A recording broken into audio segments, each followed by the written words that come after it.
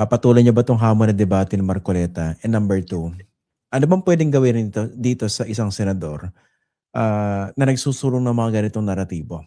Kasi maraming nasusuya eh. Kaya nga ang portrayal sa kanya, senador na dinedenay naman niya. Well, una yung sinasabi niyang debate, no? Ano didebatihin mo? The sovereignty, rights, and jurisdictions of the Philippines is not a matter for debate. Lalo na for a senator. Kasi he's an official of the Republic. Tapos ipapadebate niya yung sovereignty, rights, and jurisdictions nung bansa kung saan siya senador, di ba? That should be given na. Dapat alam niya yon. In fact, he swore an oath as a senator to defend the Constitution and uphold all the laws of the country. Pag pinapadebate niya yung ganyan, ibig sabihin, hindi niya ina-uphold yung laws or yung Constitution. He's violating his oath. Pag ganon. Kaya hindi dapat yan dinidebate. Ano yung sa second question? Anong pwedeng gawin? Okay. Binanggit nyo, diba? He's violating his oath by pushing for that narrative. So what can be done sa kanya?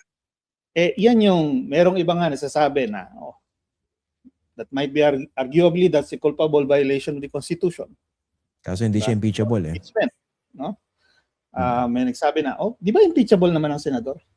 Hindi clear, it's not clear kasi high official siya. Pero assuming na oo, no? I don't think there's time for that. We only have a few more years, di ba? Yung ethics. Pero kung hindi man, there should be other ways. Sabi ko nga, parang sinasabi ko na, one is baka pwedeng i-petition na i-expel o kaya at minimum baka pwede i-petition na i-censure, no? By the Senate, yung parang i-disiplina nila yung miyembro nila kasi kahasang binabiolate ang Constitution and laws publicly, no?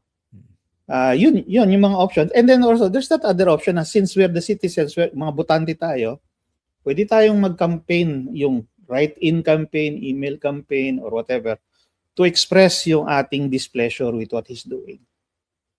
No? After all, this is a democracy.